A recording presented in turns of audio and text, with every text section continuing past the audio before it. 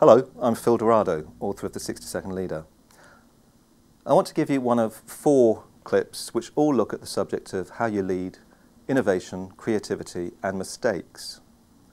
Now, leading mistakes isn't something that people in senior business positions tend to think they have to do.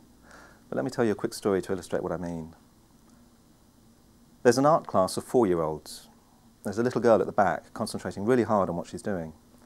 Out of curiosity, the teacher walks to the back of the class, looks over her shoulder and says, "Emily, what are you working on so hard?" The little girl says, "I'm drawing God, miss." The teacher says, "But Emily, nobody knows what God looks like." And the little girl says, "They will in a minute." Now, the point of this story, which I first heard from Sir Ken Robinson, the educationalist, is that in your first 4 years of life, everything you do is an experiment. You're inventing the world as you go along. You're barely aware of the possibility of mistake, let alone held up by people and stopped and told that that's wrong and this is right. But as we go through school and as we go into our organisations, we become wary of making mistakes. Now, the proposition I want to make to you is that we need to relearn what it was like to before, when things were more open and we had less boundaries around us. To illustrate that particular story, what Emily heard when the teacher said, "Nobody knows what God looks like," wasn't what you and I would hear in our organisation if our boss says to us, "But nobody in our sector does that," if you've come up with an idea for something new. What Emily heard wasn't the sound of bricks being built around her to limit what she did.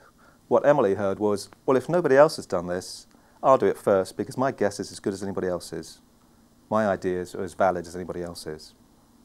And what we lose in our organisations, particularly over the last 20-odd years when we've been taught to work errors out of the system, all of the scientific management improvement processes, such as the ISO 9000, BS 5750, which is its British equivalent, all of the improvement processes we've worked on through management improvements over the last 20 years have been about reducing variation, removing error from the system.